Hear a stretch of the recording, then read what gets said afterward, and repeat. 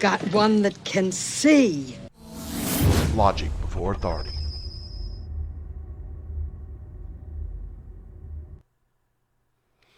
Hi guys, this is Daniel Alexander Cannon here on Logic Before Authority. How are y'all guys doing today? I know things are kind of crazy in some ways or in many ways, but I wanted to do a video a little bit different than I've done before. I'm not sure exactly why, but it feels like I'm being urged to do this, so okay. What I'm going to do is I'm going to, probably over a series of a few videos, is I'm going to tell you about my unexplained, or maybe there is a way to explain some of them, life experiences, things that have happened to me in my life, and I've kind of broken them into some different categories, okay? And I'm going to start with the first one today, and then my voice will probably go before I could possibly get past the first one. But I'm doing well. The list I've got right now, and some more things may come to mind as I go along this series. But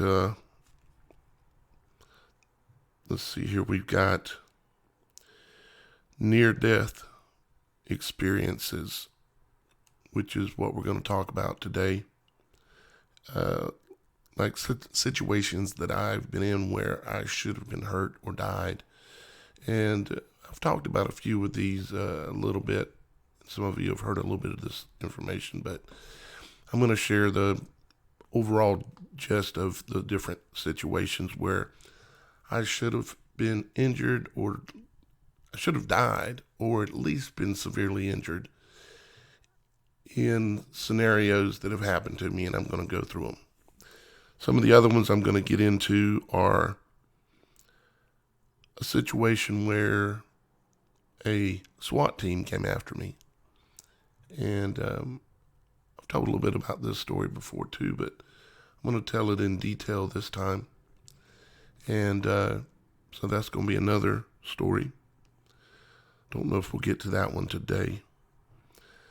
I'm going to talk about lucid dreaming, sleep paralysis, and that kind of situation where you lay down to go to sleep, and then your body becomes paralyzed and you're asleep, but you're conscious and you know you're asleep and you can't wake up, and various things happen.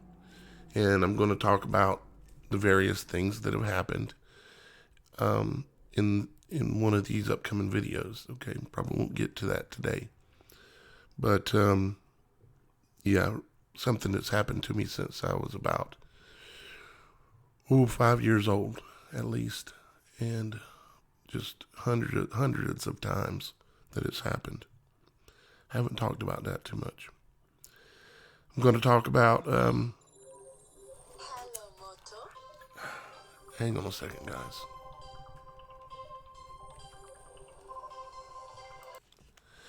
That's what I get for having a cell phone. Actually, what we all get for having a cell phone is worse than that.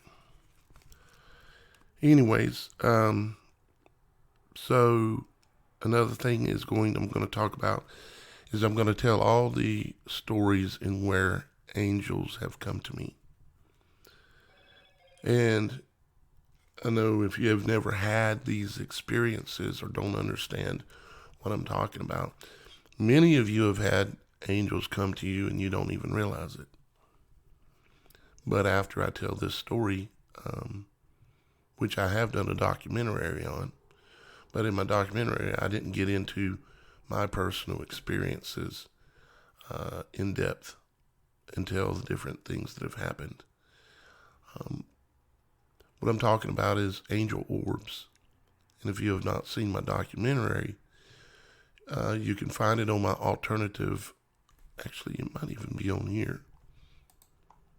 Do I have it on here? I don't think I do, because I think Maybe they have blocked me from putting it up a few times. Yeah.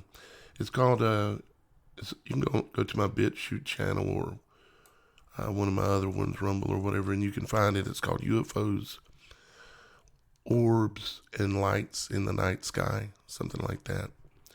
But I don't get into my personal experiences in there, but I'm going to in this video. Not in this video, but in this series of videos.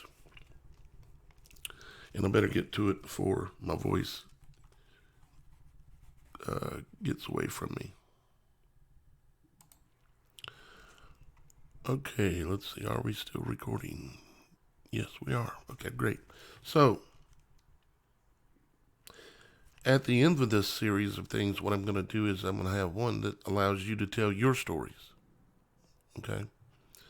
And then what I'm going to do is I'm going to have you tell your stories and send me in the video clips of you telling your story. And then I'm going to post it on my channel. I may not be able to post all of them, but I'm going to do what I can. Okay. Let's see. One last subject. If you thought angels coming to you is crazy enough, we're going to end up talking about Bigfoot. I know what you're thinking. Or some of you, because I also know some of you have had some experiences. And no, I'm not going to tell you I've ever seen a Bigfoot, but I've had experiences. And another one I'm just thinking of is, let me write it down here, is ghost and other entities. Okay, so because I've had those kind of run-ins too. So if you want to share or hear my experiences, and you're going to be able to do that in the next few videos. I'm still working on a really large video, but it has to be right before I'm going to put that video out. I've been talking about it for a while, but it's got to be right because it's just got to be. And every day a little bit more and more comes to me on it, and it gets clearer. Talking about the world, the WHIRLED world. Yeah. Okay. Another video we're going to come back to here real soon is about where I put out the video that says urgent survey. How many of you are experiencing, certain symptoms?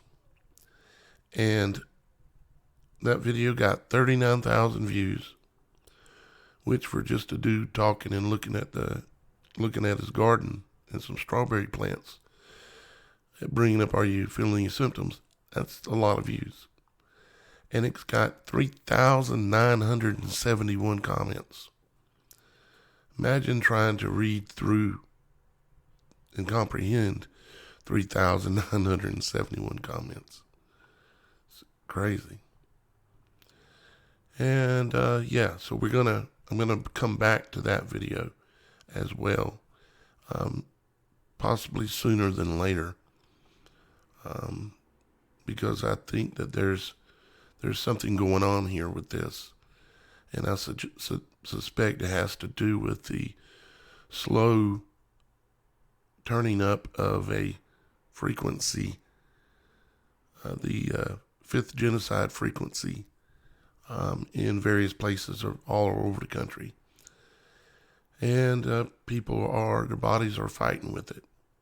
And I think even mine is. Because I haven't even had a cold or anything like a cold in about 15 years. Back when I used to get the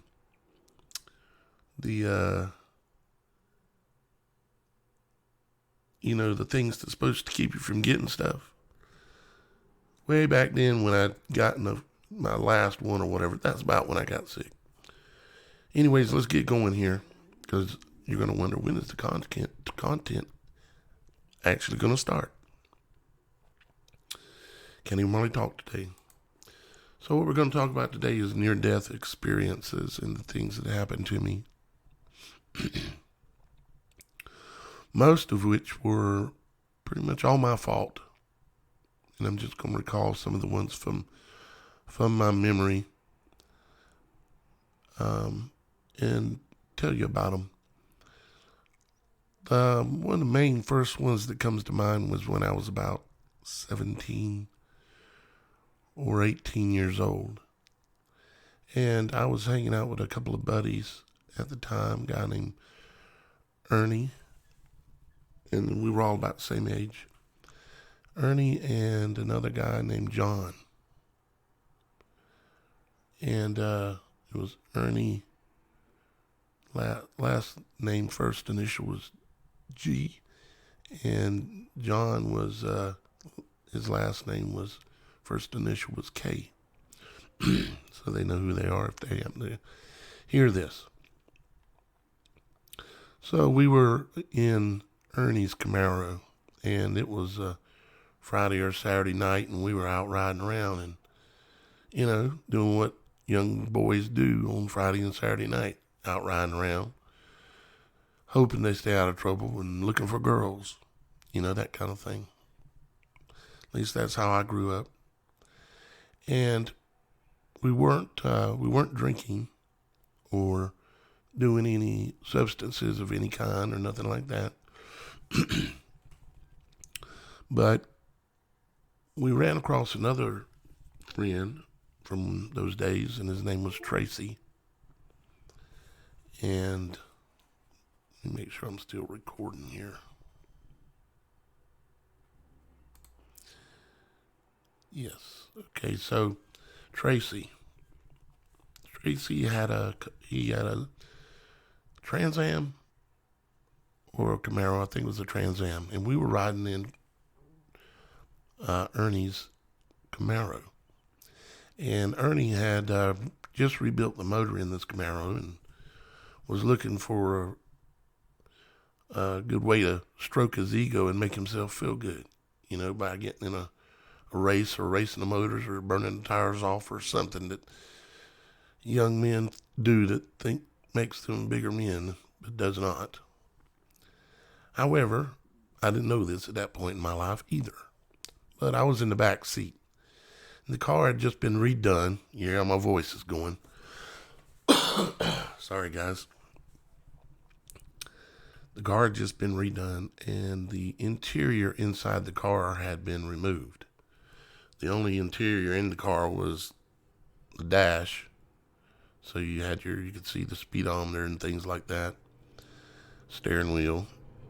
The seats in the front. But all the side panels and the ceiling and everything had been removed and had not been replaced yet. And I was in the back seat, and there was a seat, but that was it. Everything else was raw metal. There was no side panels or armrests or anything like that. And all the doors and ceiling and everything surrounding us was raw metal with a lot of edges on it. If you've ever seen when the interior's been taken out. And we ran up on Tracy and we decided, hey, let's go race. That sounds like a great idea. Sure. Yeah, didn't turn out like a great idea. But Tracy thought it was a great idea too. And so we all, let me think, did he have any? I want to think he had somebody in the car with him, but I can't remember who it was, or for sure that there was.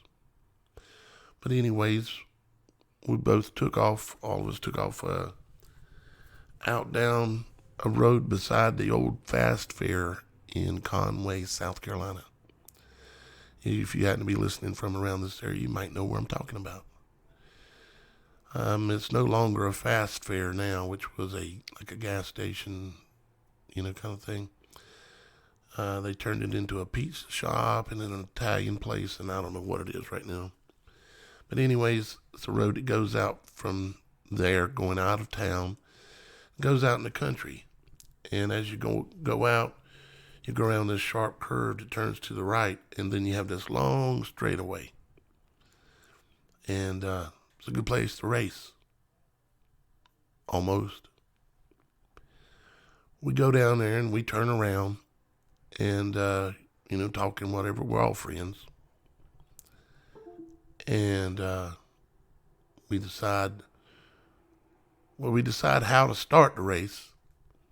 But what we failed to do was to decide how to determine who had won and where the race stopped. Yeah. And that ended up being a bad mistake. Because how do you stop on a race that you don't know where you've won or not? Say, well, I'm in the lead. Well, yeah, but if you stop, you ain't in the lead no more. It's like a race to nowhere. Anyways, here I am in the back seat, and we go, 3, 2, 1, go, and we take off. And we're gaining speed fast, and we're in the lead by a little bit. Ernie had the sauce turned up on that old Camaro pretty good. But Trace was right behind us. And I'm leaned up a little bit to see how fast we going, and we doing 140. No joke. Nothing about any of the stories I will tell you will be a joke, a fabrication, an exaggeration, or anything of the such. There's plenty of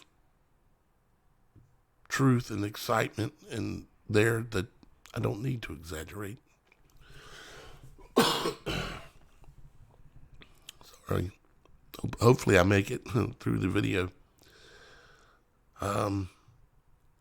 So we're doing 140, and I'm looking at the speedometer, and I'm looking up the road, and things are coming fast. And I say to Ernie, Ernie, there's a sharp curve coming up here. And I couldn't no more finish that sentence. And it was all of a sudden, everything went into slow motion. It was like the scene had been recorded at 200 frames per second, and we had slowed it down to 30 frames per second. Everything went into slow-mo because as soon as I finished saying that, he didn't even have time to come off the gas, and the curve was there. And everything for me went to slow motion for about a half a second, which stretched out for about a half a minute. And I could see us coming into the curve, and in my mind, I'm thinking, there's a hump in this curve. And it's on the side of the road that we're on. And this hump, even if you're doing 60 and you're hitting that hump, it's a little bit concerning. But at 140, this hump's not going to be good. It's going to break the tires from the car off the pavement, and we're going to lose traction. Otherwise, we actually might have made it around the corner, because Tracy did. I guess you could say we won the race to the hump, or we won the race to the wreck, but we didn't win the race, technically, I don't think, even though we were in the lead until we about killed ourselves. So, anyways, we hit the hump. Everything's in slow motion. And the car, after we hit the hump, it just slid. And everything's in my mind going like super slow, because I've got a big adrenaline hit. And I can see the car coming off the roof. I'm in the car, and I can see us coming off the road. And there was a doctor's house there, and he owned probably about several acres. And he had this big farm type fence along the edge of the road. And it was his front yard, and there were a lot of grass, pretty nice big house in the distance out. It was way off the road. And all these nice big mature pine trees. But first, we had to deal with this fence. So we hit this fence, and it's like these poles that are about 4 inches in diameter that people use as border on their properties sometimes. Kind of a little bit more expensive, but they look nice, And he had those planted all along there. Well, we commenced with mowing those down. And they were coming up over the hood of the car. And one came up over the hood of the car, smashed the windshield. And the front end stove the dirt. And when it did, that's the last thing I remember. And the front end of the car stove the dirt, and obviously it started flipping end over end. And afterwards, Tracy told us, y'all guys flipped end over end several times. And Tracy was driving the other car, so he kind of got to see us. Probably wasn't a good sight.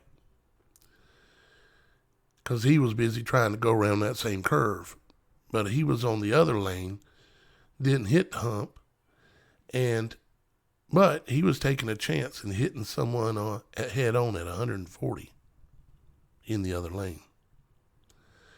And I'm sure that's why Ernie didn't take that lane as well, because he knew if we went in that other lane, we wouldn't be able to see if someone else was coming around that curve. But it ended up being a bad mistake, because Tracy went on around it with no cars coming, and we didn't. So, stove the ground, the car started flipping end over end. At this moment, my memory is wiped. I cannot remember the banging around in the car or any of the sounds or anything. Everything just went black, basically. And it's not because I was knocked out or hit my head or anything. And I'll explain that. But the next thing I realize is that the car is at a stop. And it's sitting upright like it's supposed to on all four wheels. And I'm hanging out of the car. The door's open, the passenger door's open, and half of my body is in the back floorboard of the car, and half of my body is hanging out the door with my hands on the ground. And I lifted myself up and looked to the right, and about literally an inch or two to my right of my face, when I looked to the right, was a pine tree smashed into the side of the car. The final hit that had stopped us and chunked me out the door. Luckily. So I look and I see a pine tree smashed into the car right beside me. And I'm like, oh my God, I'm alive, I think. I get out and I start touching myself all over and feeling myself, and I don't feel nothing, no injuries. I can't see any blood. I'm touching my face. And then I'm like, where's John? Where's Ernie? Because I don't see him. And I dip back down and look in the car, and I don't see Ernie anywhere because he was the driver. John, that was the passenger, that was in the passenger seat, was in the driver's floorboard under the steering wheel. Yeah, under it. And I ran around to the other side of the car when the door was standing wide open and helped him get out from under the steering wheel. And he was hollering and screaming in pain. His shoulder was dislocated, and he had some other injuries and scrapes and cuts and stuff. But he was alive, and he was able to walk. So got him out, and at this moment, John says, "Where's Ernie?" And I said, we started looking around, and there we see him. He's laying out on the ground, about 50 feet if I remember, about 50 feet from us, going back through the path where the car came through as it tumbled. And he's laying out on the ground, just spread out. And he ain't making a sound. He's just laying there. And about the same time, here comes Tracy back. He stopped and turned around and come back. Here comes Tracy pulling up on the edge of the road, seeing if we're dead or alive. We're going over to Ernie to see if he's alive. And we go over there and we call him, Ernie, wake up. And he's knocked out, but he wakes up. And he's trying to remember what his injuries were, but I can't remember. Nobody had any real bad injuries. If you consider a dislocated shoulder not bad. Of course, John was in a lot of pain. And he was squealing like a stuck pig. But Ernie, don't remember any major injury, but they both had to go to the emergency room. There were enough injuries and cuts and stuff. So we all jumped in Tracy's car to take them to the hospital. For all of us to go to the hospital, all three of us, because, we had just gotten a car wreck, went over in and hit 3 pine trees at 140 mile an hour. So we're bound to be hurt, right? Well, we get to the hospital, and it makes me think, if I admit myself in here and say I've been in this wreck and everything, my mama's going to be so upset and worried and scared, and not to mention I'm probably going to get in trouble. So I'm checking myself out and everything, and I can't even find a bruise or a scratch. I went in the bathroom, looked at myself real good. Nothing. Not even a scratch. And they went on and were checked into their emergency room, and I can't remember how I got home, but I left. I don't know if Tracy took me or what, but anyways, I was out of there. I don't know how they went back and got the car. I don't know anything. All I know is they were okay.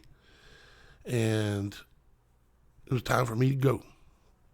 So I went home to my mama. And it took quite a few years before I told my mama about that wreck. Because she would, I know there's mamas out there. What would you do? So that was a point in my life. It didn't sink in immediately, but it was a point in my life where I had to say to myself, how did you not get hurt? How did you get in a wreck in a car that had all the interior taken out and there was nothing but metal everywhere and you didn't even get a scratch at 140? And if Ernie's listening to this video, he can verify this. So could John. We were doing 140 in a car with no interior. And flipped end over end, went through a bunch of fence and hit about 3 pine trees. They went to the hospital and I didn't. So we were all blessed not to get hurt badly, because certainly we could have all died. There's many people died in much less wrecks. But we didn't. And I was completely spared. And I really didn't get it. But over the years, I would think back about it. And then over the years, I would do more stupid stuff.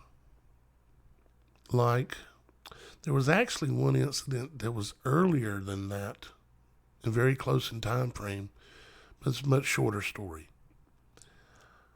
Actually, probably pretty close in time frame, actually. because John, the guy that was in the previous wreck,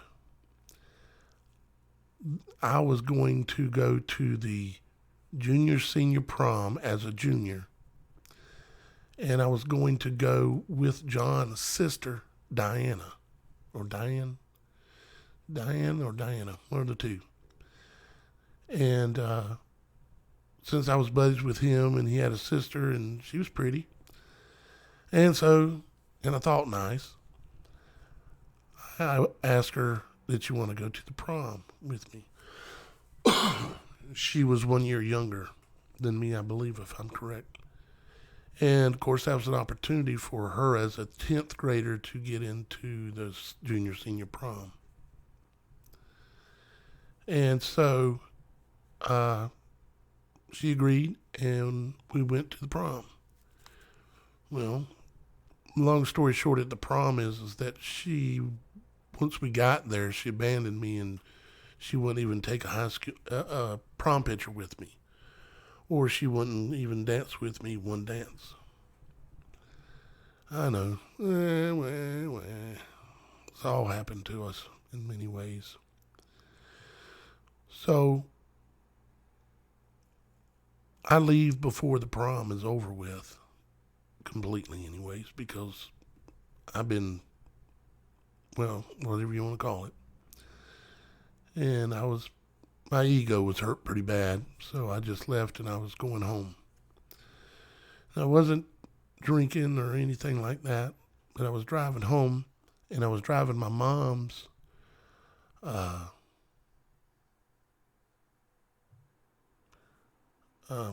Chevette, little red Chevette.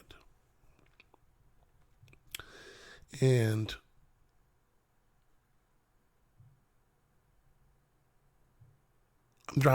I'm coming into Conway from Myrtle Beach, and there's an area there that's called Lake Busby. And I was just pausing and closing my eyes, going back into the memory of it. Apologize for the pauses. There's an area there where you come over a set of two bridges. One of the bridges comes over the Waccamaw River, and one of the bridges is coming over, what is that bridge go over? Oh, another road. Okay, but it's two bridges about similar in size. And in between them, there's a power plant on the right, a coal-fired power plant on the right. On the left, there's a big shallow lake. It was called Lake Busby. And this is a 4-lane road, traffic going both ways, 2 lanes in both directions, and I'm coming back. And the road, as in between the bridges, kind of bears to the right, heads towards the other bridge. Well, about halfway through there, I fell asleep. And crossed over the other lanes of traffic, which there was traffic, because it was the weekend in between. There was always traffic on that road. It's 501 going into Myrtle Beach. A lot of traffic, sometimes backed up for 20, 30 miles. Wasn't backed up, but there was traffic. So I fell asleep. Don't even know how close I come to hitting anybody. Went across, and I hit the railing that kept you from going into the lake. And when I hit the railing, it shook me and woke me up. And I was, of course, started trying to drive again. And I was still going, like 50, 60 mile an hour. Probably 50 or so. And I immediately just drove back across, got right back in my lane, and just kept driving. And in my head, I'm thinking, I wonder if I damaged the car. That actually went through my mind. I stuck my arm out the window to see if I could feel any damage while I was still driving. And at the same time thinking, I hope no cops seen that. And back then we didn't have the cell phones like we do now, so everybody couldn't turn your ass in the first 5 seconds. So you didn't worry about that back then. like you do now maybe. So I got my arm out the window and I'm feeling, and I can't feel any damage. It's like, well, maybe there's no damage much. Okay. So I'm driving on, heading on, and I thought I'd pull over for a few minutes somewheres and look at the car, and that kind of thing. As I'm driving, I just reach over to roll the window back up. Oh, crap. It is up. Or was up. But when I had hit the railing, my head hit the window, obviously, and busted it out. Because the window was in the up position, but there wasn't no window. And so, yeah, there's that. So that ain't a good sign. I've busted the window out of my mama's car. Our only car. A Chevette.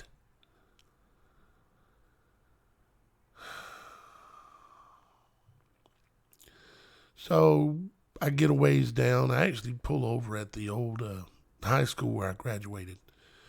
I pulled in there for whatever reason. Like I felt safe there somehow.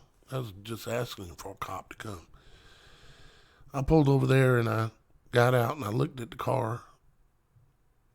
And,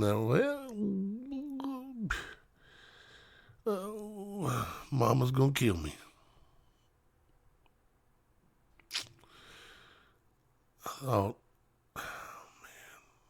it was not where you couldn't drive it, because obviously I was still driving it. But it uglied it up pretty good. You put a good racing stripe down the side of it.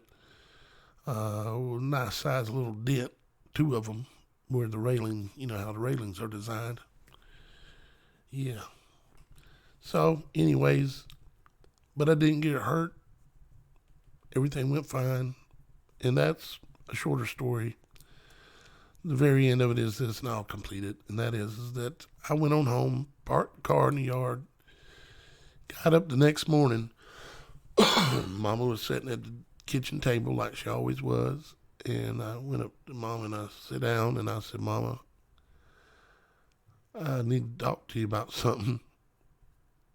And I said, I wrecked the car last night. I had an accident.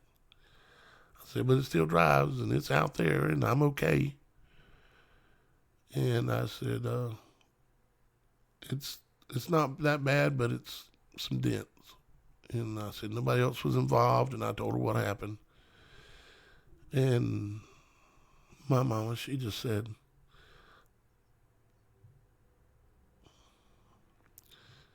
I just thank God you're okay.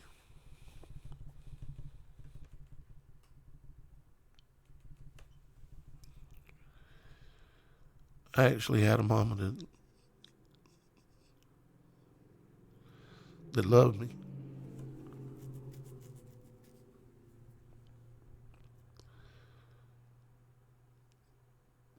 If any of you have had that experience in your life, it's a great thing.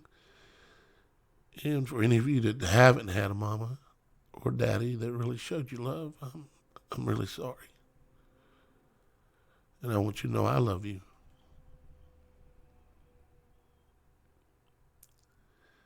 And our true Father, which is in heaven, loves us too. Guys, I'm going to end it off there for this video because my voice is getting bad and I'm already crying like a little baby. Big old 300 pound, 6'2" man crying and putting it on the internet. I guess I just don't look at things the way I used to. I don't care if I'd rather be truthful and honest and real than worry about somebody thinking something, Anyways, guys, I'm going to let you go. I hope you enjoyed those 2 stories. I've got, in my next one, I'm going to continue this about near-death experiences. I've got several others that I'm going to tell you about that are similar, but incredible stories. Some more incredible than even the ones I've told you now. But I'm kind of trying to do a chronological order thing because it takes me somewhere in the story that I'll get into later. Again, I apologize about my voice.